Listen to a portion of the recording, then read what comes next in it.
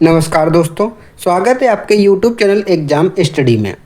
इस वीडियो में हम बात करेंगे घटना चक्र की। प्राचीन इतिहास की घटना चक्र मैंने प्रारंभ की है, जो कि 2025 की घटना चक्र में अभी आप लोगों को करवा रहा हूं। तो 2025 की घटना चक्र मैंने प्रारंभ की है, जिसमें मैंने भारतीय इतिहास यानी कि जो हिस्ट्री की घटना चक्र है उसको मैंने प्रारंभ किया है। उसमें मैंने सबसे पहले प्राचीन इतिहास को लिया है। तो प्राचीन इतिहास के अभी तक मैंने 10 वीडियो करा दिए, प्लेलिस्ट में पड़े हुए हैं। अगर आप लोगों ने नहीं देखे तो उनको देख लीजिए। और उसी क्रम को हम आगे बढ़ाते हुए इस वीडियो में हम बात करेंगे गुप्त और गुप्तोत्तर की। तो गुप्त और गुप्तोत्तर से संबंधित 2 वीडियो मैंने बना दिए, जिसमें मैंने बात की थी 100 क्वेश्चन तक की बात कर ली थी। अब हम आज देखेंगे इस वीडियो में 101 क्वेश्चन से चलते हैं कि न्याय दर्शन के प्रवर्तक कौन थे। अगर आप लोगों ने वीडियो को लाइक नहीं किया तो वीडियो को लाइक कर दीजिए, चैनल को सब्सक्राइब कर दिए, क्योंकि आगे आने वाले दिनों में आपको जितनी भी कॉम्पिटिटिव एग्जाम्स हैं उन सब के वीडियो आपको फ्री में प्राप्त करवाए जाएंगे। तो यहाँ पे पूछा था न्याय दर्शन के कौन है। तो न्याय के कौन है, तो इसमें आपको न्याय के गौतम हो गए। तो न्याय दर्शन के गौतम हो गए, सांख्य दर्शन कपिल हो गए, वैशेषिक की कणाद हो गए, पूर्व मीमांसा के जैमिनी हो गए। नेक्स्ट है कि मीमांसा के प्रणेता कौन है। तो मीमांसा के प्रणेता अभी मैंने आप लोगों को बताया। तो मीमांसा के प्रणेता कौन हो गए, तो जैमिनी हो गए। नेक्स्ट प्रश्न है, आपको सूची 1 और सूची सेकंड को मैच करना है। ठीक है, सूची 1 और सूची सेकंड को आपको मैच करना है यहाँ पे। तो यहाँ पे हम लोग देखेंगे कि न्याय दर्शन। तो न्याय दर्शन से संबंधित हो गया आपका तार्किक चिंतन हो गया। तो न्याय दर्शन से क्या हो गया, तार्किक चिंतन हो गया, आपका तार्किक चिंतन हो गया। उसके बाद में मीमांसा दर्शन से संबंधित हो गया वैदिक अनुष्ठान करना। सांख्य दर्शन का हो गया वास्तविक ज्ञान का अभिग्रहण करना। और वेदांत दर्शन का हो गया आत्म ज्ञान। तो सबसे पहले न्याय दर्शन का संबंध हो गया तार्किक चिंतन से। मीमांसा दर्शन का हो गया वैदिक अनुष्ठान करना। सांख्य दर्शन का हो गया वास्तविक ज्ञान का अभिग्रहण करना। और उसके बाद वेदांत दर्शन का हो गया आत्म ज्ञान। तो इस प्रकार से इसका आंसर आपका बी बिल्कुल सही था। इसमें देख लेते हैं एक्सप्लेनेशन में कि न्याय दर्शन हो गया तार्किक चिंतन। तो न्याय दर्शन किससे हो गया, तार्किक चिंतन से। मीमांसा दर्शन वैदिक अनुष्ठान करना। सांख्य दर्शन का वास्तविक ज्ञान अधिग्रहण। और वेदांत दर्शन का आत्म ज्ञान। ये 2025 की घटना चक्र बहुत ही महत्वपूर्ण है, तो इसीलिए आप लोग पूरी तरीके से इसको करते रहिए। और मैं आपको हर एक घटना चक्र को विशेष रूप से आपको करवाऊंगा। देखिए, षष्ठ दर्शन ये हैं। 6 दर्शन के कौन कौन से फिर से देख लेते हैं। न्याय दर्शन के गौतम, पूर्व मीमांसा के जैमिनी, सांख्य दर्शन के कपिल मुनि, वेदांत या उत्तर मीमांसा के बादरायण, वैशेषिक दर्शन के उलूक कणाद और योग दर्शन के पतंजलि। नेक्स्ट प्रश्न की ओर बढ़ते हैं कि निम्नलिखित में से कौन युग्म सही सुमिलित है। तो इनमें से कौन सा सही सुमिलित है। वैशेषिक के कौन है, तो ये आपका गलत हो गया। न्याय दर्शन के गौतम में बिल्कुल सही है ये। मीमांसा के गलत, ये गलत है। देखिए, वैशेषिका के कणाद है, न्याय के गौतम हो गए, पूर्व मीमांसा जैमिनी हो गए, वेदांग या उत्तर मीमांसा के कौन हो गए, तो बादरायण। नेक्स्ट है कि कर्म का सिद्धांत संबंधित है।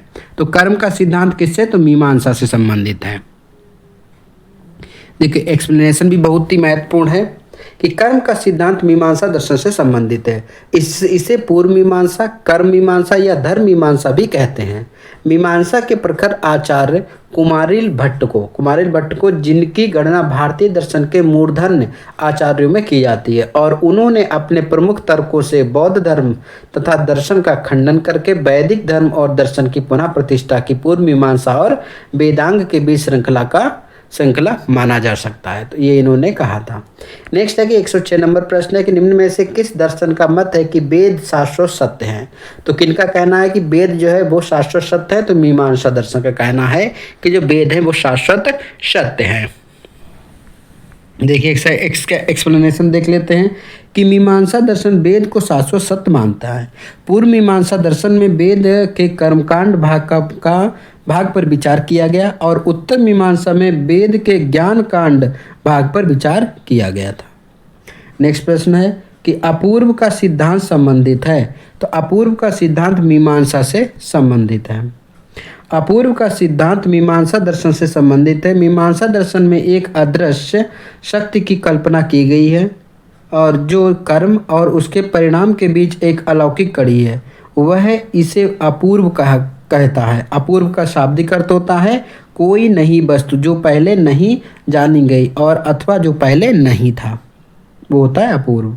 नेक्स्ट है कि निम्न में से किस भारतीय दर्शन ने परमाणु सिद्धांत का प्रतिपादन किया। मोस्ट इंपॉर्टेंट है। तो परमाणु सिद्धांत का किसने प्रतिपादन किया, तो वैशेषिक ने। और वैशेषिक के कौन थे, तो कणाद, याद रखना। तो वैशेषिक दर्शन के अनुसार सृष्टि का निर्माण अणु से हुआ है और महर्षि कणाद ने इस दर्शन के कौन थे, तो प्रवर्तक थे। नेक्स्ट है कि निम्न में से किसे परमाणुवाद का जनक माना जाता है। सेम क्वेश्चन है। तो परमाणुवाद का जनक माना जाता है महर्षि कणाद को, वैशेषिक दर्शन को। देखिए, भारतीय परमाणुवाद का जनक महर्षि कणाद को माना जाता है। इनके द्वारा प्रतिपादित दर्शन वैशेषिक दर्शन कहलाता है। महर्षि कणाद द्वारा वैशेषिक सूत्र नामक ग्रंथ की भी रचना की गई थी। पदार्थ धर्म संग्रह के लेखक प्रशस्तपाद इस दर्शन से संबंधित अन्य प्रमुख दार्शनिक थे। तो इस प्रकार से इसका सी आंसर सही था। नेक्स्ट प्रश्न है कि निम्नलिखित युग्मों में से कौन सा एक भारतीय षड दर्शन का भाग नहीं है। तो इनमें से कौन सा भारतीय षड दर्शन का भाग नहीं है, तो लोकायत और कापलिक नहीं है, जबकि मीमांसा वेदांत है, आपका न्याय वैशेषिक है और सांख्य योग है। तो ये सभी हो गए आपके। देखिए, मीमांसा और वेदांत, न्याय और वैशेषिक और सांख्य और योग भारतीय षड दर्शन के भाग हैं। वेदों को मान्यता देने के कारण ही सांख्य, योग, न्याय, वैशेषिक, पूर्व मीमांसा, वेदांग षड दर्शन, आस्तिक दर्शन कहे जाते हैं। इनके प्रणेता क्रमशः तो सांख्य दर्शन के कपिल हो गए, योग दर्शन के हो गए पतंजलि, न्याय के गौतम हो गए, वैशेषिक के कणाद हो गए, पूर्व मीमांसा के कौन हो गए, तो जैमिनी हो गए, और उत्तर मीमांसा के बादरायण या वेदांग के बादरायण हो गए। जबकि चारवाक दर्शन को ही लोकायत दर्शन भी कहा जाता है। लेकिन चारवाक लोक जो दर्शन है उसी को लोकायत दर्शन भी कहते हैं। और तथा कापालिक शैव धर्म का ही एक संप्रदाय है। तो इस प्रकार से इसको भी आप लोग याद रखेंगे। नेक्स्ट प्रश्न है कि निम्नलिखित में से कौन नास्तिक विचारधारा है। तो इनमें से कौन नास्तिक विचारधारा है, आप लोगों को बताना है। तो इनमें से बौद्ध जो है एक नास्तिक विचारधारा है। वेदों को मान्यता देने के कारण सांख्य, योग, न्याय, वैशेषिक, पूर्व मीमांसा, वेदांग दर्शन, आस्तिक दर्शन कहे जाते हैं। जबकि वेदों को मान्यता न देने के कारण बौद्ध, जैन और चारवाक को क्या कहा जाता था, तो नास्तिक दर्शन कहा जाता था। नेक्स्ट प्रश्न है कि लोकायत दर्शन किसको कहा जाता। तो अभी मैंने बताया चारवाक को ही आपको लोकायत दर्शन कहा जाता था। चारवाक दर्शन को ही लोकायत दर्शन माना जाता है और ये भौतिकवादी दर्शन है जो भौतिक और सांसारिक सुख को अधिक महत्व देता है। नेक्स्ट प्रश्न की ओर बढ़ते हैं। प्रश्न है कि अद्वैत दर्शन के संस्थापक कौन है। तो अद्वैत दर्शन के संस्थापक है शंकराचार्य।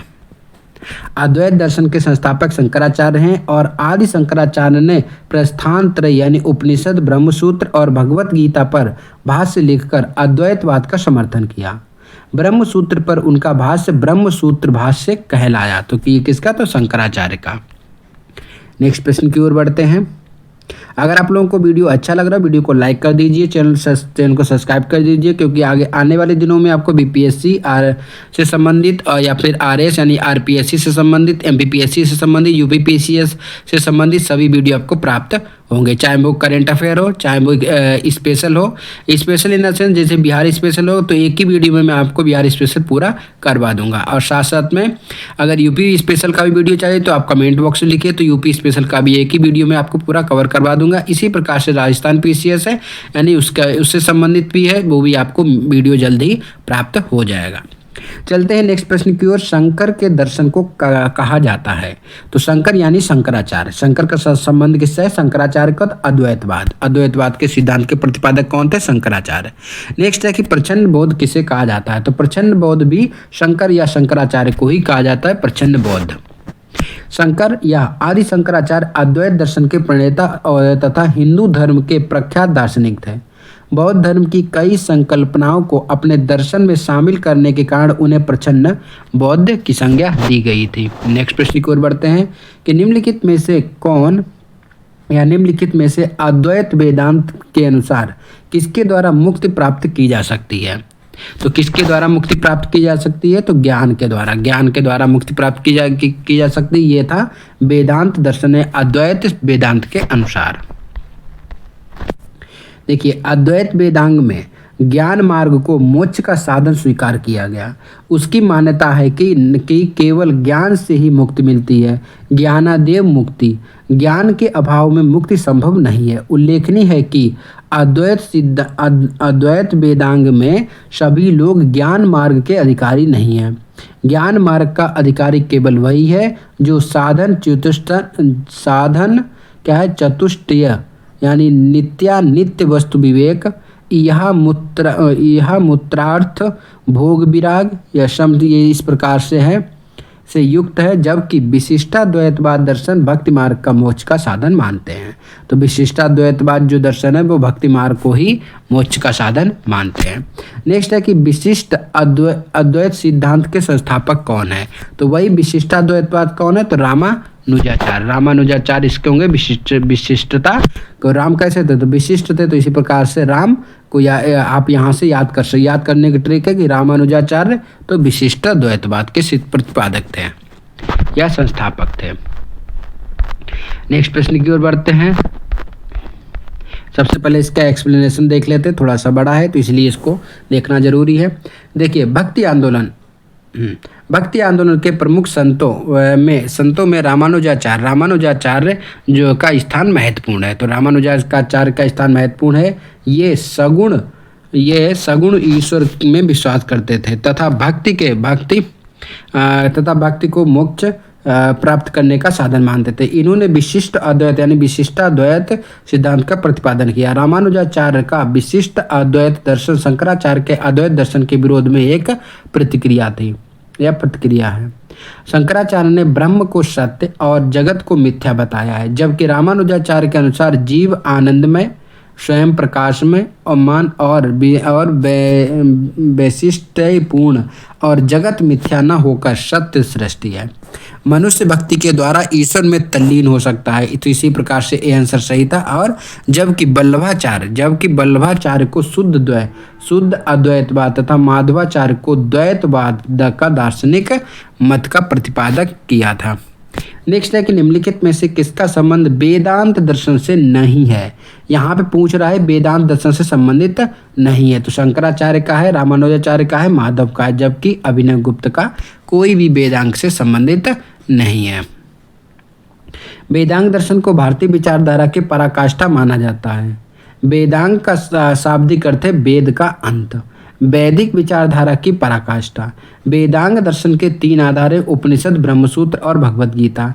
इन्हें वेदांग दर्शन को प्रस्थान त्रयी कहा जाता है। कई सूक्ष्म वेदों के आधार पर इसके कई उप संप्रदाय और इनके प्रवर्तक हैं, जैसे शंकराचार्य का द्वैतवाद, रामानुजाचार्य का विशिष्टाद्वैतवाद, माधवाचार्य का द्वैतवाद और अभिनव गुप्ता मुख्य ख्याति तंत्र और अलंकृत शास्त्र क्षेत्र से हैं। ये दर्शन के क्षेत्र में तर्क शास्त्र से जुड़े हुए थे। तो इस प्रकार से इसका आंसर भी सही था। नेक्स्ट आपको यहाँ पे मैच करना है कि विक्रम संवत का कौन सा है? विक्रम संवत, शक संवत, एक तरफ गुप्त और कली। यहाँ पे आप 4 ऑप्शन है। तो यहाँ पे विक्रम संवत का अगर लगाएंगे तो आप क्या लगाएंगे? 58। ठीक है, तो विक्रम संवत का 4 हो गया। तो विक्रम संवत का आपका 4 हो गया 58। शक संवत का लगाएंगे तो आपका 78। इसी प्रकार से गुप्त का लगाएंगे तो 320 और एक कली का लगाएंगे तो आपको 3101 यानी 3001 हो जाएगा। तो आपका डी आंसर बिल्कुल सही था, 4321। इसी प्रकार से क्वेश्चन आपको बीपीएससी, यूपीपीसीएस, आरओई और यूपीपीसीएस में भी और आरओई आरओ में भी और साथ में जितने भी पीसीएस एग्जाम से उन सब के लिए बहुत ही महत्वपूर्ण है। चाहे वो एमपी पीसीएस एग्जाम हो, चाहे वो आपका राजस्थान पीसीएस एग्जाम हो, ठीक है, तो सभी के लिए बहुत ही महत्वपूर्ण है। जितने भी कॉम्पिटिटिव एग्जाम्स ये सभी के लिए यहाँ से प्रश्न आपको जीके जीएस के प्रश्न बनते हैं। तो इसी प्रकार से आप लोग इसको पूरा सीरीज को देखिए। पूरा सीरीज में कराऊंगा, घटना चक्र की सीरीज है, अभी हिस्ट्री चल रही है, आने वाले दिनों में आपको पॉलिटी की मिलेगी, उसी प्रकार से ज्योग्राफी मिलेगी, उसी प्रकार से अर्थव्यवस्था, यानी कि जितनी भी साइंस की उसके अनुसार मैं कराता हुआ चलूँगा। 2025 की लेटेस्ट है तो इसीलिए मैं आपको पूरी तरीके से एक एक चीज़ को बताता हुआ चल रहा हूँ। यहाँ पे देख लेते हैं, यहाँ पे इसका डिस्क्रिप्शन। कि विक्रम संवत को कृत संवत या मालव संवत भी कहते हैं। इसकी तिथि 57 या 58 ईसा पूर्व मानी जाती है। शक संवत की तिथि 78 ईस्वी मानी जाती है और इस संवत का प्रवर्तक कनिष्क को माना जाता है। किसका? तो शक का। और गुप्त संवत की स्थापना चंद्रगुप्त द्वितीय ने 319 में की थी। चूंकि प्रश्न में इसका मिलान 320 था तो 320वीं इसके निकटतम माना जाता है। कली संवत जो कि 3102 ईस्वी ईसा पूर्व माना जाता है। इस प्रकार से विकल्प डी सही था। नेक्स्ट देखते हैं, निम्नलिखित में से कौन सा सही है, आपको विचार करना है। ठीक है, तो इनमें से कौन सा सही है आपको विचार करना है। तो पहला है कि विक्रम संवत 58 ईसा पूर्व प्रारंभ हुआ था, ये बिल्कुल सही है। 57 या 58 जो भी दें सही है। शक संवत 78 ईस्वी में शुरू हुआ था, ये भी आपका सही है। गुप्त संवत 319 ईस्वी प्रारंभ हुआ था, तो ये भी आपका सही है। और भारत में मुसलमान का शासक 1192 में शुरू हुआ था। तो ये चारों विकल्प आपके बिल्कुल सही थे, तो ये भी आपका सही है। ठीक है, इसीलिए ये चारों आपका 1 2 3 4 यानी कि डी आंसर आपका बिल्कुल सही होगा। इसका एक्सप्लेनेशन देख लेते हैं कि विक्रम संवत 58 ईस्वी अथवा 57 ईसा पूर्व, 58 ईसा पूर्व या 57 ईसा पूर्व, जबकि शक संवत 78 ईस्वी से प्रारंभ हुआ। यद्यपि गुप्त वंश की स्थापना श्रीगुप्त ने की थी, तथापि गुप्त काल के प्रारंभ से तात्पर्य गुप्त साम्राज्य या चंद्रगुप्त अथवा अर्थात चंद्रगुप्त प्रथम के शासनकाल के आरंभ 319 से है। यद्यपि 8वीं शताब्दी ईस्वी के प्रारंभ में ही मोहम्मद बिन कासिम द्वारा भारत पर सिंध पर विकृत कर लिया गया था, परंतु भारत में मुसलमान शासक सुंग मोहम्मद गौरी के तराइन युद्ध के विजय 1192 का प्रारंभ माना जाता है। इस प्रकार प्रश्न चारों विकल्प सही है। कुछ प्रश्न के उत्तर में निर्धारित किया गया ये सब चीज़ें हैं। देखो कुछ में क्या कहा गया कि भारत में मुस्लिम शासन 1206 गुलाम वंश की स्थापना से माना जाता है, तो कुछ पुस्तकों में ऐसा भी कहा जाता है, तो उस प्रकार से ये गलत हो जाएगा, लेकिन इसका डी आंसर बिल्कुल सही था। नेक्स्ट है कि गधैया क्या था। तो गधैया क्या था? गधैया एक सिक्का था। अब किस काल का था उसको भी हम लोग देख लेंगे, 2021 में पूछा गया था। देखिए गधैया एक प्रकार का रजत सिक्का था। कैसा था? रजत सिक्का था। इस सिक्के को सैसिनीय सिक्कों के अनुकरण पर चलाया गया था। पूर्व मध्यकाल के दौरान 8वीं और 9वीं शताब्दी से 11वीं शताब्दी के मध्य ये सिक्के मुख्यतः पश्चिमी भारत में प्रचलन में थे। नेक्स्ट प्रश्न देखते हैं, पुलिकेशिन प्रथम के बादामी शिलालेख शक वर्ष 465 के दिनांकित है। यदि इसे विक्रम संवत में दिनांकित करना हो तो क्या करना पड़ेगा? तो वही 78 और 58 दोनों जोड़ दो, तो और 400 कितना है? 465 में से क्या करना है आपको? 4 तीनों को जोड़ दो, आपका आ जाएगा। ठीक है, तो क्या होगा?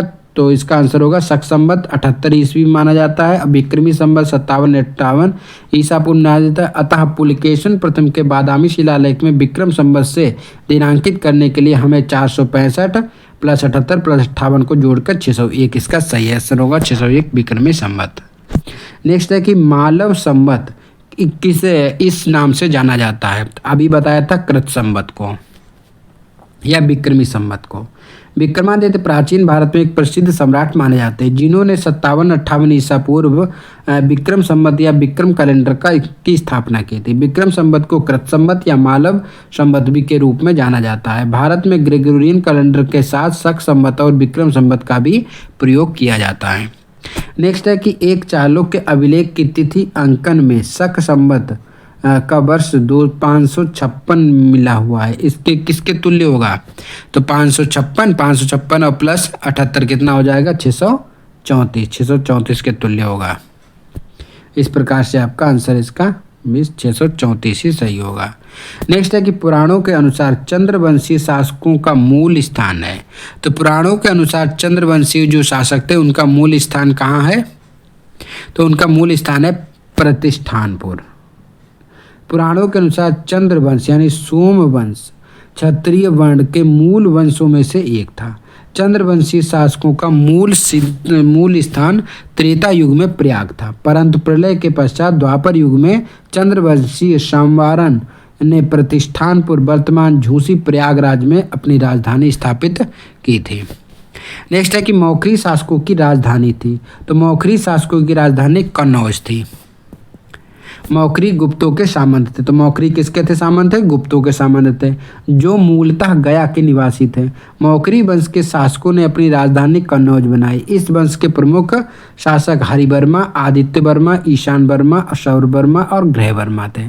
तो मौखरी जितने शासक रहे वो सभी वर्मा ही वर्मा रहे, तो इसलिए इसको आप इस प्रकार से याद रख सकते हैं। नेक्स्ट है, निम्नलिखित में से कौन सा सही सुमेलित नहीं है?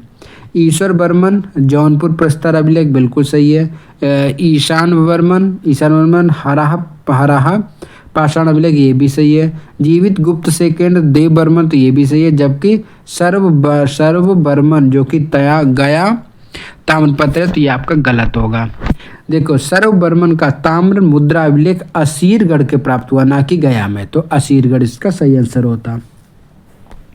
नेक्स्ट प्रश्न है कि गुप्त वंश के पतन के से लेकर आरंभिक 7वीं शताब्दी में हर्षवर्धन के उत्थान तक उत्तर भारत में निम्नलिखित में से कौन राज्य मतलब किसका राज्यों का शासन था, किन के राज्यों का शासन था? तो इनमें से आपको लोगों को बताना है। तो इनमें से कुछ का किसका शासन था? 4 ऑप्शन आपके ये हैं। तो 1, 3, 4, 6 यानी कि मगध का भी था, थानेश्वर में पुष्यमित्र का था, कन्नौज के मोखरी था और 6 बल्लभी के मैत्रक था। तो इस प्रकार से गुप्त वंश के पतन में 7वीं शताब्दी में हर्षवर्धन के उत्थान तक उत्तर भारत में मगध, थानेश्वर, कन्नौज और बल्लभी, तो ये सब शासक थे। देखिए, 6वीं शताब्दी ईस्वी के मध्य शक्तिशाली गुप्त साम्राज्य के पतन के फलस्वरूप भारतीय राजनीति में विकेंद्रीकरण तथा विभाजन की प्रवृत्तियां प्रारंभ हो गई। इस दौरान अनेक स्थानीय सामंतों एवं शासकों ने अपनी स्वतंत्रता घोषित कर दी। गुप्त वंश के पतन से लेकर आरंभिक 7वीं शताब्दी में हर्षवर्धन के उत्थान तक उत्तर भारत में निम्नलिखित राज्यों का शासन था। मगध के गुप्त थे, थानेश्वर के पुष्यभूति थे, कन्नौज के मोखरी थे, बल्लभी के मैत्रक थे। अगर पूर्व और पश्चिम का विभाजन न करके केवल उत्तर और दक्षिण का विकल्प होता तो विकल्प भी सही होता। सही है। नेक्स्ट है कि वर्धन राजवंश की स्थापना किसने की? तो वर्धन राजवंश की स्थापना की पुष्यभूति ने। बाणभट्ट की रचना हर्षचरित्र के अनुसार वर्धन वंश की स्थापना पुष्यभूति नामक व्यक्ति ने स्थानेश्वर में की थी। हर्षवर्धन इस वंश का सबसे महान शासक था। नेक्स्ट प्रश्न है कि हर्ष के समय सूचनाएं किसकी पुस्तकों में निहित थी? तो हर्ष के समय उसकी सूचनाएं जो है कल्लड़ की पुस्तक में संग्रहित थी। हर्ष के समय विस्तृत सूचना उसका दरबारी कवि बाणभट्ट की कृति हर्षचरित्र से प्राप्त होती है। इससे जुड़ी कुछ सूचनाएं कल्लड़ कृतिराज तरंगणी से में भी मिलती हैं। कालिदास हरिश्चंद्र की रचनाओं में हर्ष से संबंधित किसी भी सूचना का उल्लेख नहीं है, क्योंकि ये हर्ष के पूर्व के काल के हैं। नेक्स्ट प्रश्न है कि हर्षचरित्र नामक पुस्तक किसने लिखी? तो ये लिखी है बाणभट्ट ने। कौन सी? हर्षचरित्र कितने? बाणभट्ट ने लिखी है। हर्षचरित्र ग्रंथ की रचना सुप्रसिद्ध लेखक बाणभट्ट ने की थी। यह वर्धन वंश का इतिहास का प्रमुख स्रोत है। इसमें लेखक अपने समकालीन शासकों और उसके पूर्वजों की जीवन वृत्त का वर्णन प्रस्तुत करता है। नेक्स्ट है कि हर्ष के साम्राज्य की राजधानी थी। तो हर्ष के साम्राज्य की राजधानी क्या थी? तो ये राजधानी थी आपका कौन सी? कन्नौज। ये आंसर इसका सही था। कौन सी राजधानी थी उनकी? कन्नौज। तो हर्ष के साम्राज्य की राजधानी कन्नौज थी। इसका एक्सप्लेनेशन देख लेते हैं एक बार। देखिए, चीनी स्रोतों से पता चलता है कि हर्ष और राजश्री दोनों साथ साथ कन्नौज के राज सिंहासन पर बैठते हैं। हर्ष की प्रारंभिक राजधानी थानेश्वर थी, लेकिन बाद में हर्ष ने अपनी राजधानी थानेश्वर से कन्नौज स्थानांतरित की ताकि वह राजश्री को प्रशासनिक कार्यों में पूरी सहायता कर सके, और यह हर्ष के विस्तृत साम्राज्य का शासन करने के लिए उपयुक्त था। इसीलिए इसका आंसर आपका सी सही था, ए सही था। नेक्स्ट प्रश्न देखते हैं कि सम्राट हर्षवर्धन ने 2 महान धार्मिक सम्मेलनों का आयोजन किया था। तो सम्राट हर्षवर्धन ने 2 महान धार्मिक सम्मेलनों का आयोजन किया था। कहाँ? तो कन्नौज और प्रयागराज में। इसका एक्सप्लेनेशन देख लेते हैं कि अन्य धर्मों के महायान की उत्कृष्टता सिद्ध करने के लिए हर्ष ने कन्नौज में धार्मिक धर्मों और एवं संप्रदायों के आचार्यों की विशाल विशाल सभा बुलवाई। चीनी साक्ष्यों के अनुसार इस सभा में 20 देशों के राजा अपने देशों के प्रसिद्ध ब्राह्मणों, श्रमणों और सैनिक, राजपुरुषों आदि के साथ उपस्थित हुए थे। इस सभा की अध्यक्षता ह्वेनसांग ने की थी। साथ ही हर्ष के समय प्रति पाँचवें वर्ष प्रयाग में संगम क्षेत्र में एक समारोह का आयोजन किया जाता था। इसे महामोक्ष परिषद कहा जाता था। ह्वेनसांग स्वयं छठे समारोह में उपस्थित था। इसने 18 देशों के राजा सम्मिलित हुए थे। नेक्स्ट प्रश्न की ओर बढ़ते हैं। प्रश्न है कि उत्तर प्रदेश में स्थित वह स्थान जहां हर्षवर्धन ने बौद्ध महासम्मेलन आयोजित किया था, तो प्रयाग या प्रयागराज में, या कभी कभी इसका आंसर इलाहाबाद भी दे सकता है। नेक्स्ट है कि नर्मदा नदी पर सम्राट हर्ष ने दक्षिणवर्ती अग्रगमन को रोका था। किसने? तो पुलकेशिन द्वितीय ने। देखिए, हर्ष के विजय के फलस्वरूप उसके राज्य की पश्चिमी सीमा नर्मदा नदी तक पहुंच गई थी। इधर पुलकेशिन द्वितीय भी उत्तर की ओर से राज्य का विस्तार करना चाहता था। ऐसी स्थिति में दोनों के बीच युद्ध असंभव ही हो गया। फलतः नर्मदा के तट पर दोनों के बीच युद्ध हुआ, जिसमें पुलकेशिन द्वितीय ने हर्ष को पराजित किया। पुलकेशिन द्वितीय ऐहोल प्रशस्त एवं ह्वेनसांग का विवरण का युद्ध के साक्ष्य मिलता है। तो प्रश्न पूछा जा सकता है, ऐहोल प्रशस्त किससे संबंधित है? पुलकेशिन द्वितीय, और इसमें ह्वेनसांग के विवरण मिलता है। तो ह्वेनसांग का विवरण भी किस अभिलेख में मिलता है? इस प्रकार से प्रश्न पूछा जा सकता है। तो ये ऐहोल प्रशस्ति में। नेक्स्ट प्रश्न है कि निम्नलिखित शासकों में से किसने हर्षवर्धन को पराजित किया था? पुलकेशिन द्वितीय ने। पुलकेशिन द्वितीय। नेक्स्ट प्रश्न है कि चालुक्य शासक पुलकेशिन द्वितीय की हर्ष के विजय का वर्ष क्या था? तो ये था 618 ईस्वी। पुलकेशिन द्वितीय चालुक्य वंश का शक्तिशाली राजा था। तो पुलकेशिन द्वितीय जो कि चालुक्य वंश का शक्तिशाली राजा था, हर्ष के विजयों का के फलस्वरूप उसके राज्य की पश्चिमी सीमा नर्मदा नदी तक पहुंच गई। उधर पुलकेशिन भी उत्तर की ओर राज्य का विस्तार करना चाहता था। ऐसी स्थिति में दोनों के बीच युद्ध अवश्यंभावी था। फलस्वरूप हर्ष और पुलकेशिन द्वितीय के बीच नर्मदा नदी के तट पर युद्ध हुआ, जिसमें हर्ष की पराजय हुई और अल्टेकर के विचार से हर्ष और पुलकेशिन के युद्ध 630 से 634 के बीच कभी हुआ था। इसका पहला कारण तो यह है कि बल्लभी का युद्ध 630 में इसके पहले नहीं हो सकता, और यह युद्ध उसी का परिणाम था। पुनश्च पुलकेशिन के 630 ईस्वी के लोहनारा से प्राप्त लेख से पराजित जिन शत्रुओं का उल्लेख करता है उसमें हर्ष का नाम नहीं है, परंतु 634 ईस्वी के ऐहोल प्रशस्ति में युद्ध का उल्लेख करता है। अप्रैल 2016 में भंडारकर ओरिएंटल रिसर्च इंस्टीट्यूट के अनुसंधानकर्ता ने एक ताम्रपत्र लेख के आधार पर यह विचार व्यक्त किया कि चालुक्य शासक पुलकेशिन और हर्ष का युद्ध 618 ईस्वी में निश्चित किया जा गया था। तो ये आपका आंसर सही था। नेक्स्ट प्रश्न की ओर बढ़ते हैं कि कविवाण निवासी था। तो कविवाण कहाँ का? तो यहाँ पे उपरोक्त में से कोई नहीं, क्योंकि यहाँ पे कोई भी ऑप्शन नहीं है सही। देख लेते हैं इसका आंसर क्या है कि बाणभट्ट का जन्म बिहार के सोन नदी के किनारे अवस्थित प्रतिकूटा नामक गांव में हुआ था। इनके पिता का नाम चित्रभानु और माता का नाम राजदेवी था। नेक्स्ट प्रश्न की ओर बढ़ते हैं। प्रश्न है कि ह्वेनसांग किसके शासनकाल में भारत आया था? तो ह्वेनसांग आया था किसके सम्राट हर्ष या हर्षवर्धन के काल में भारत आया था।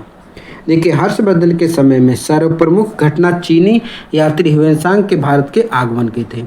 उसकी उत्कृष्ट अभिलाषा महात्मा बुद्ध के चरण चिन्हों द्वारा पवित्र किए गए स्थानों को देखने और पवित्र बौद्ध ग्रंथों का अध्ययन करने की थी, जो उन दिनों भारत में सुलभ थे। इस उद्देश्य की पूर्ति हेतु उसने तांग शासकों की राजधानी चंगन से भारतवर्ष के लिए 629 ईस्वी में प्रस्थान किया। किसने? तो ह्वेनसांग ने। और अपनी भारत यात्रा के ऊपर एक ग्रंथ लिखा जो कि था शियोपी। नेक्स्ट है कि हर्षवर्धन के शासनकाल में किस चीनी यात्री ने यात्रा की थी? तो अभी मैंने आप लोगों को बताया किस चीनी यात्री ने यात्रा की थी, तो ह्वेनसांग ने। नेक्स्ट प्रश्न की ओर बढ़ते हैं। प्रश्न है कि भारत की यात्रा, हाँ अब ये सही है कि भारत की यात्रा करने वाले चीनी यात्री युआन च्वांग या हुएनसांग, इसका नाम एक है युआन च्वांग, ने तत्कालीन भारत में सामान्य दशाओं और संस्कृति का वर्णन किया। इनमें से कौन सा कथन सही है आपको बताना है, कौन सा सही है। ये सड़क और नदी मार्ग लूट मार्ग की पूरी तरीके से सुरक्षित है, सही है। हाँ ये आपका बिल्कुल सही है। हाँ क्या बोला है, हाँ सॉरी ये वाला सही नहीं है, सुरक्षित नहीं थे, ठीक है, तो ये आपका गलत हो गया। दूसरा क्या है कि जहाँ तक अपराधों के लिए दंड का प्रश्न है, अग्नि जल व विष द्वारा सत्य परीक्षा किया जाना ही में किसी भी व्यक्ति की निर्दोषिता और दोष के निर्णय के साधन थे, ये बिल्कुल सही है। दूसरा क्या इसने भी किया था कि व्यापारियों को नौघाटों या नौकाओं पर शुल्क देना पड़ता था, ये भी सही, दोनों सही है लेकिन ये वाला आपका गलत है, ठीक है। तो इसीलिए 2 और 3 आपका आंसर सही होगा, 2 और 3 सही है। इसका एक्सप्लेनेशन देख लेते हैं कि हुएनसांग के अनुसार सड़कों पर आवागमन पूर्णतः सुरक्षित नहीं था। हुएनसांग स्वयं कई बार चोर डाकुओं के चुंगल में फंस चुका था। इस प्रकार कथन एक गलत है। कथन 2 क्या है, तो हुएनसांग के अनुसार अपराध और निर्दोष सिद्ध करने के लिए अग्नि जल विष आदि द्वारा दिव्य परीक्षा ली जाती थी। उसके अनुसार व्यापारिक मार्गों घाटों बिक्री के वस्तुओं आदि पर भी कर लगते थे, जिससे राज्य का पर्याप्त धन प्राप्त होता था। इसीलिए कथन 2 और 3 सही था। नेक्स्ट प्रश्न है कि हर्ष के दरबार में हुएनसांग को एक दूत के रूप में किसने भेजा था। तो ये भेजा था उपयुक्त में से कोई नहीं। यहाँ देख लेते हैं क्या आंसर है। देखिए हुएनसांग चीनी के तांगवंशी शासक ताई सुंग के समकालीन और तथा इसी के राज्य का नागरिक था। तुर्क आक्रांताओं के भय से ताई सुंग ने अपने नागरिकों के लिए पश्चिम में विदेश यात्रा पर प्रतिबंध लगा रखा था। हुएनसांग ने तान शासकों की राजधानी चंगन से स्वतंत्र रूप से, न कि दूत, स्वतंत्र रूप से आया था, किसी दूत के भेजने से नहीं आया था, ठीक है। तो भारतवर्ष के लिए 629 ईस्वी में प्रस्थान किया। भारत प्रवास के बाद वह वापस चीन पहुंचा। तब सम्राट और अन्य कृत्यों के लिए उसे दंडित करने के बजाय उसका स्वागत किया गया और उसे अपना आध्यात्मिक सलाहकार भी नियुक्त किया गया। नेक्स्ट प्रश्न है कि हुएनसांग की भारत यात्रा के समय सूती कपड़ों के उत्पादन के लिए प्रसिद्ध नगर कौन सा था। तो मथुरा जो कि हुएनसांग के समय सूती वस्त्र के लिए बहुत ही प्रसिद्ध था। देखिए एक्सप्लेनेशन देख लेते हैं इसका। चीनी यात्री हुएनसांग कौन, तो चीनी यात्री हुएनसांग हर्षवर्धन 606 से लेकर 647 के समय भारत आया था। उसके अनुसार मथुरा उस समय सूती वस्त्र के लिए प्रसिद्ध था, जबकि वाराणसी रेशमी वस्त्र के लिए। तो ये दोनों याद रखना, सूती वस्त्र के लिए मथुरा और वाराणसी जो था, बनारस जो था रेशमी वस्त्रों के लिए। हुएनसांग बताता है कि थानेश्वर की समृद्धि का प्रधान कारण वहाँ के व्यापार ही था। बाण ने थानेश्वर नगरी को अतिथियों के लिए चिंतामणि भूमि तथा व्यापारियों के लिए लाल भूमि बताया। यहाँ के निवासी अधिकांशतः व्यापारी थे जो विभिन्न वस्तुओं का व्यापार करते थे। उज्जैनी तथा कन्नौज भी इसी काल में आर्थिक दृष्टि से अत्यंत समृद्ध थे। नेक्स्ट है कि कैसे कौशेय शब्द का प्रयोग किया गया था। कौशेय शब्द का प्रयोग रेशम के लिए किया गया था। गुप्त और गुप्तोत्तर काल में रेशम के लिए कौशेय शब्द का प्रयोग किया गया था। नेक्स्ट क्वेश्चन है कि चीनी यात्री हुएनसांग ने किस विश्वविद्यालय में अध्ययन किया था। तो इसने नालंदा विश्वविद्यालय में अध्ययन किया था। हुएनसांग ने कहाँ, तो नालंदा में। 637 ईस्वी में हुएनसांग नालंदा विश्वविद्यालय गया। यहाँ के कुलपति आचार्य शीलभद्र थे। लगभग 1.5 वर्ष तक नालंदा में निवास कर उसे योग शास्त्र का अध्ययन किया। किसका, तो योग शास्त्र का अध्ययन किया था। इसके बाद वे बंगाल, उड़ीसा, धान्यकटक होता हुआ कांची पहुंचा। और उस अपनी यात्रा के दूसरे दौर में हुएनसांग पुनः नालंदा आया और वहां उसने व्याख्यान भी दिए। नेक्स्ट है कि आज भी भारत में हुएनसांग को याद करने का मुख्य कारण क्या है। क्योंकि उसकी सीयू की रचना के कारण उसको याद किया जाता है। हुएनसांग ने अपने यात्रा विवरण के ऊपर एक ग्रंथ लिखा जिसको सीयूकी कहा जाता है। हुएनसांग इसी रचना के कारण उसे याद किया जाता है क्योंकि इसमें तत्कालीन भारत संबंधी काफ़ी जानकारी उपलब्ध थी। नेक्स्ट है कि चीनी यात्री जिसने भीन माल की यात्रा की थी। तो भीन माल की यात्रा किसने की थी, तो हुएनसांग ने। तो हुएनसांग ने किसकी? तो भीनमाल की यात्रा की थी। अब ये भीनमाल कहाँ पड़ता है उसको भी हम लोग देख लेते हैं। तो ये राजस्थान में, ठीक है। तो भीनमाल ह्वेनसांग ने भीनमाल की यात्रा की थी। ह्वेनसांग चीनी यात्री था जो हर्षवर्धन के समय भारत आया था। इसे यात्रियों का राजकुमार तथा इसके यात्रा विवरण को सियुकी कहा जाता था। तो यात्रियों का राजकुमार किसको बोलते थे? तो ह्वेनसांग को बोला जाता था। इसको याद रखेंगे। नेक्स्ट है कि सियुकी नामक यात्रा वृत्तांत इसमें से किससे जुड़ा हुआ है? तो ह्वेनसांग से जुड़ा हुआ है। नेक्स्ट प्रश्न है कि चीनी यात्री इत्सिंग बिहार का भ्रमण किया था कब?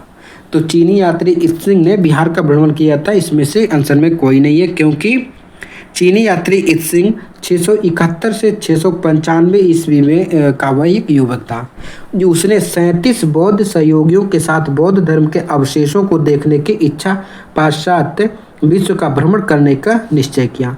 बाद में उसके साथियों ने उसका साथ छोड़ दिया और वह अकेले कैंटन नगर से जहाज में बैठकर भारत की यात्रा पर चल पड़ा।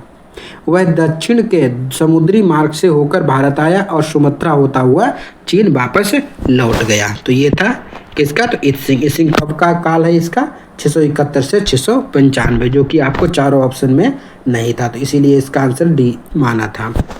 नेक्स्ट प्रश्न की ओर बढ़ते हैं।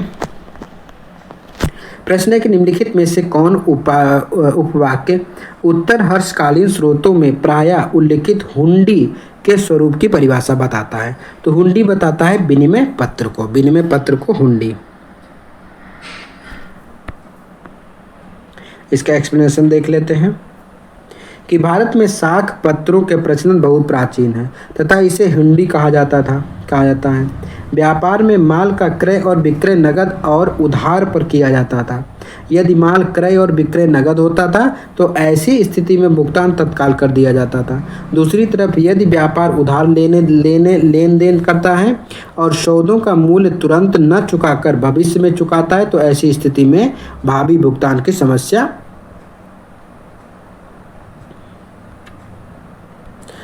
समाधान सांख्य प्रतांक माल बेचने वाले व्यक्ति को एक निश्चित अवधि में भुगतान का आश्वासन देता है। आधुनिक समय में इन साख पत्रों को विनिमय विपत्र अथवा प्रतिज्ञा विपत्रों के नाम से जाना जाता है। नेक्स्ट है कि चीनी लेखक भारत का उल्लेख किस नाम से करते हैं? तो चीनी लेखक यूनतू चीनी लेखक भारत का उल्लेख किस नाम से? तो यूनतू के नाम से करते हैं। प्राचीन कालीन चीनी लेखकों ने भारत का उल्लेख ईनतू या थियानतू नाम से किया था। नेक्स्ट है कि नालंदा विश्वविद्यालय का विनाश का कारण क्या था? तो ये था मुसलमान। नालंदा विश्वविद्यालय बख्तियार खिलजी के अधीन तुर्क मुस्लिम आक्रमणकारियों द्वारा नष्ट किया गया था। ये भारत में बौद्ध मत के पतन के लिए अंतिम प्रहार के रूप में देखा जाता है। नेक्स्ट प्रश्न है कि भारत में सबसे प्राचीन बिहार कौन सा है? तो भारत में सबसे प्राचीन बिहार नालंदा बिहार को कहा जाता है। दिए गए विकल्पों में बिहार प्रांत में स्थित नालंदा भारत का सबसे प्राचीन बिहार है।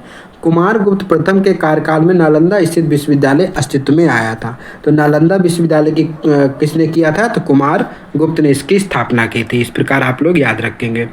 नेक्स्ट प्रश्न है कि नालंदा कहाँ अवस्थित है? तो ये बिहार में अवस्थित है।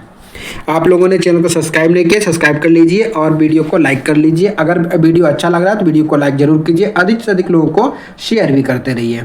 नेक्स्ट है कि गुप्तोत्तर युग में प्रमुख व्यापारिक केंद्र था। तो गुप्तोत्तर युग में कन्नौज प्रमुख व्यापारिक केंद्र हुआ करता था। इसका एक्सप्लेनेशन देख लेते हैं कि गुप्तोत्तर युग में व्यापार का केंद्र उज्जैन से हटकर कन्नौज हो गया था। तो गुप्तोत्तर युग में व्यापार का केंद्र उज्जैन से हटकर कहाँ? कन्नौज हो गया था। उज्जैन का महत्व गुप्त काल में शक विजय के बाद बहुत बढ़ गया था, जब चंद्रगुप्त द्वितीय यानी विक्रमादित्य ने दूसरी राजधानी बनाया था। किसको? उज्जैन को।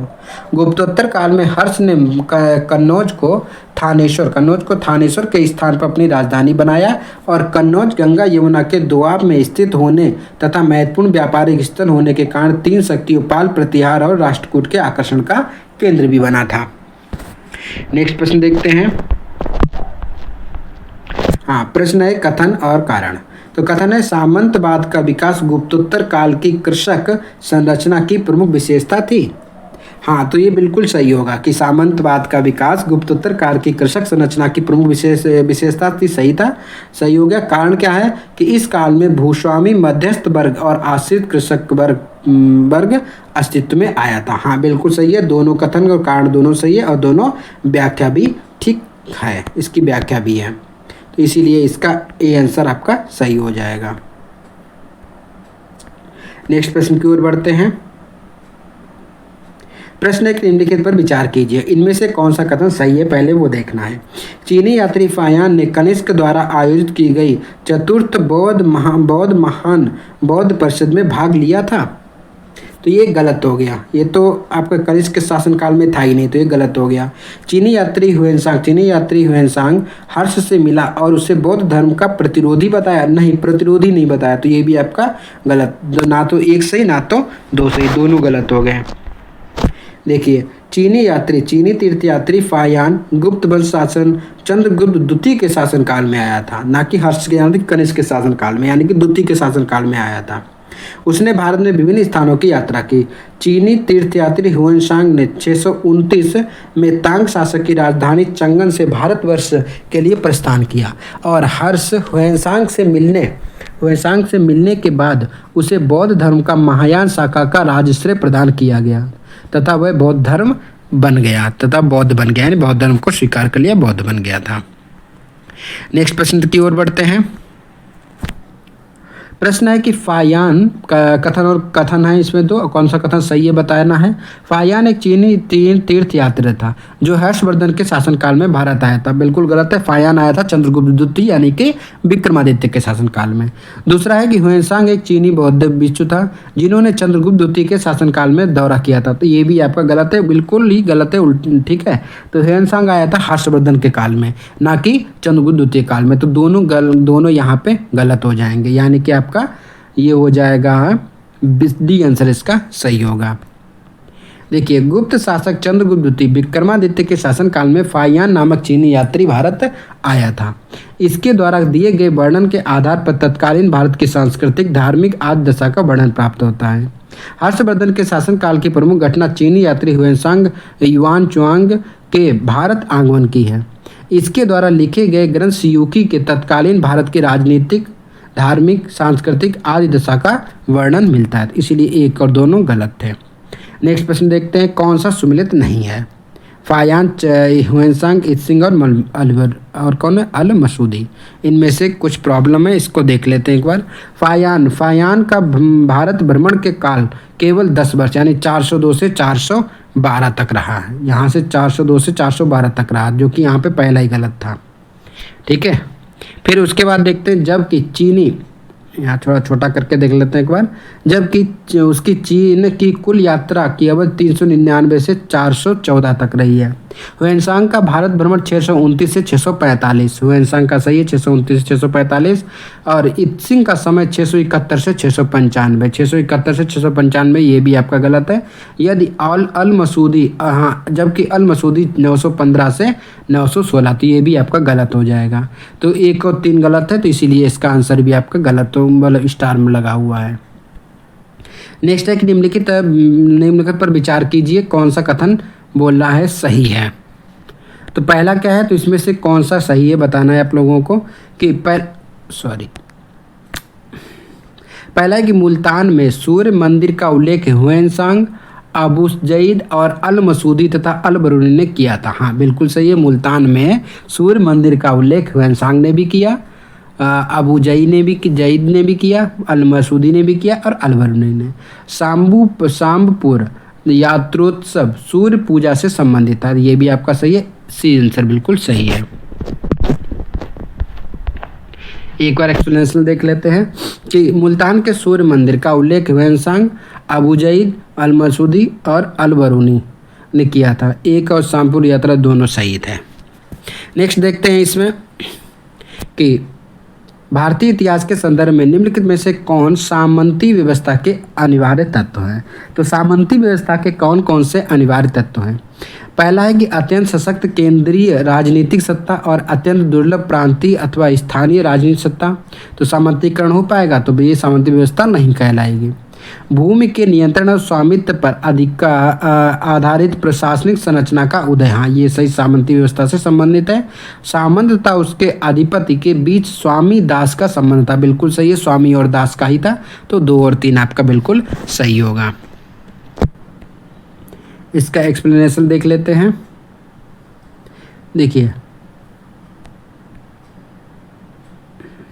सामंत शब्द का उल्लेख कौटिल्य के अर्थशास्त्र में स्वतंत्र पड़ोसी के अर्थ में किया गया है। सर्वप्रथम अश्वघोष प्रथम सदी में बुद्ध चरित्र में इस शब्द का प्रयोग जागीरदार के लिए किया गया। सामंती व्यवस्था का अंकुरण शक कुषाण काल में हुआ था और राजपूत काल तक आते आते ये समाज पूर्णतः प्रतिष्ठित हो गया। भारत में सामंती व्यवस्था कुषाणों से लेकर राजपूत काल, सल्तनत काल, तो राजपूत काल, सल्तनत काल और मुगल काल तथा प्रशासनिक व्यवस्था का अभिन्न अंग बन गई। इस व्यवस्था के चरमोत्कर्ष काल में भारत में के राजनीतिक, सामाजिक, आर्थिक और धार्मिक जीवन पर इसका गहरा प्रभाव पड़ा। सामंतों के प्रशासन पर बढ़ते प्रभाव के कारण केंद्रीय सत्ता अत्यंत निर्बल हो गई।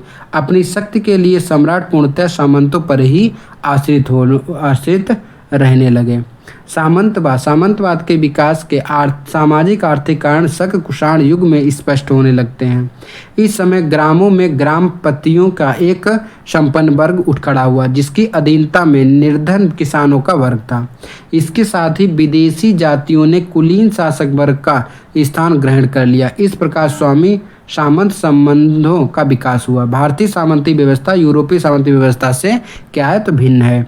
भारत में भूमि पर राजकीय स्वामित्व पाया जाता था, अर्थात सामंती व्यवस्था से भूमि के नियंत्रण और स्वामित्व वाली प्रशासनिक व्यवस्था का उदय हुआ। नेक्स्ट प्रश्न है, निम्नलिखित कथनों पर विचार कौन सा 8वीं शताब्दी के अंत शंकराचार्य के लिए सही है। तो शंकराचार्य के बारे में कौन सा कथन सही है? उन्होंने भारत के क्षेत्रों में 4 धाम स्थापित किए। बिल्कुल सही है, 4 धाम स्थापित किए थे। उन्होंने बौद्ध और जैन धर्मों के विस्तार पर रोक लगाई। हाँ, बिल्कुल सही है। उन्होंने प्रयाग में तीर्थराज नाम दिया। हाँ, ये आपका गलत हो गया। और उन्होंने वेदांत का प्रसार किया, तो ये भी सही है। तो ये तीनों सही है, लेकिन उन्होंने प्रयाग को तीर्थराज नाम नहीं दिया था। इसका एक बार एक्सप्लेनेशन देख लेते हैं तो चीज़ें और भी स्पष्ट हो जाएंगी। देखो, एक्सप्लेनेशन पढ़ना इसलिए ज़रूरी है क्योंकि क्वेश्चन आपका यहाँ से बन सकता है। शंकराचार्य को शंकर, श्री शंकराचार्य आदि नामों से जाना जाता है। 8वीं शताब्दी में इनका जन्म केरल के एक छोटे गांव में कलाड़ी में हुआ था और शंकराचार्य के समय बौद्ध और जैनियों के प्रभाव का आकार हिंदुत्व समाप्त होता जा रहा था। उनके आकर हिंदू समाप्त हो रहा था। इसी को रोकने के लिए इन्होंने वेदांत पर बल दिया। हिंदू धर्म के इन्हीं उत्थान के प्रयासों के लिए उन्हें सर्वाधिक प्रसिद्धि मिली थी और वेदों के अध्ययन और संकलन के लिए उन्होंने संपूर्ण भारत में पैदल यात्रा की। उनके दर्शन को अद्वैत वेदांत के नाम से जाना जाता है। शंकराचार्य द्वारा 4 स्थापित मठ वर्तमान में हिंदू धर्म के पथ प्रदर्शक माने जाते हैं। इसका विवरण है श्रृंगेरी जो कि कर्नाटक में है दक्षिण में, और द्वारका जो कि गुजरात पश्चिम में है, पुरी जो कि उड़ीसा पूर्व में है, तथा ज्योतिर्मठ जो कि जोशीमठ उत्तर में है। तो इस प्रकार से 4 मठ भी आप लोग याद रखेंगे। नेक्स्ट प्रश्न है कि आदि शंकर जो बाद में शंकराचार्य बने, उनका जन्म हुआ था, अभी बताया, केरल में। ठीक है, तो प्रश्न इसी प्रकार से क्वेश्चन रिपीटेड भी होता है। नेक्स्ट है कि आदि शंकराचार्य द्वारा स्थापित मठ कहाँ अवस्थित है। तो अभी बताया मैंने कहाँ अवस्थित है, तो जोशीमठ, द्वारका, पुरी और श्रृंगेरी। देखो, ये आपका बिल्कुल सही था। प्रयाग यहाँ गलत हो गया, यहाँ प्रयाग गलत हो गया। एक अगर आप पकड़ लेते तो आप बनारस गलत हो गया।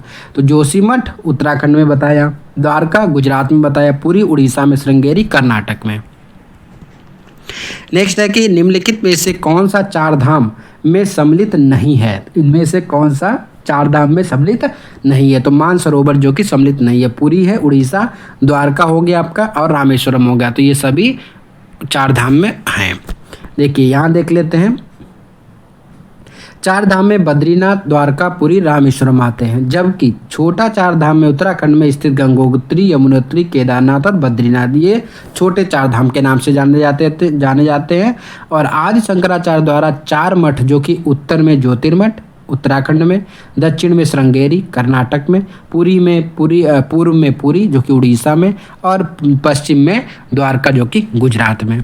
नेक्स्ट है कि 167 नंबर प्रश्न है कि इनमें से कौन सा सुमिलित नहीं है। रविकीर्त पुलकेशिन द्वितीय, भवभूत कन्नौज के यशोवर्मन, चारों ऑप्शन देख लेते हैं। तो ये आपके दोनों सही है, तो ये आपके दोनों सही थे। गलत कौन सा है इसमें से? हरिसेन। हरिसेन किसकी है? तो हरिसेन आपका बाणभट्ट की है, ना कि हर्ष की। और दांडी किसकी है? तो नरसिंह वर्मन। देखिए हरिसेन प्रयाग प्रशस्ति के रचयिता और समुद्रगुप्त के संधि विग्रहिक सचिव था, जबकि हर्ष का दरबारी कवि बाणभट्ट था। अन्य विकल्पों द्वारा सुमिलित है। ठीक है, तो हरिसेन क्या था? तो ये हर्षवर्धन समुद्रगुप्त के शासनकाल में था हरिसेन, तो यहाँ पे यही गलत था। नेक्स्ट प्रश्न की ओर बढ़ते हैं। सुमिलित करना है। एक तरफ दरबारी कवि है, एक तरफ क्या है? तो उनके राजा का नाम है। दरबारी कवि और राजा। अमीर खुसरो, तो ये हो गया अलाउद्दीन खिलजी। अमीर खुसरो अलाउद्दीन खिलजी। फिर हो गया कालिदास। कालिदास किसके थे? तो चंद्रगुप्त द्वितीय यानी विक्रमादित्य के शासनकाल में। हरिसेन समुद्रगुप्त बाणभट्ट हर्षवर्धन। तो इस प्रकार से आप लोग इसका सही लगा लेंगे। कौन सा ऑप्शन? तो बी ऑप्शन आपका सही था। अमीर खुसरो अलाउद्दीन खिलजी के दरबारी कवि था। कालिदास चंद्रगुप्त द्वितीय का दरबारी कवि। उसके नवरत्नों में से एक थे कालिदास। किसके? तो चंद्रगुप्त द्वितीय के नवरत्न थे उनमें। हरिसेन समुद्रगुप्त की संधि विग्रहिक एवं सचिव तथा बाणभट्ट हर्षवर्धन का दरबारी कवि था। नेक्स्ट क्वेश्चन देखते हैं। इसको भी आपको मैच करना है। एक तरफ यहाँ पे राजा का नाम, एक तरफ उससे संबंधित हो गया। देखिए भोज तो आपका किससे संबंधित होगा? धार। दुर्गावती तो गोंडवाना की रानी दुर्गावती। समुद्रगुप्त तो समुद्रगुप्त का हो जाएगा आपका कहाँ? तो विदिशा। उज्जैन हो जाएगा आपका अशोक से संबंधित। इस प्रकार से 3 4 2 1 आपका सही था। तो क्या हो जाएगा? 3 4 2 1 इस प्रकार का आपका आंसर होगा।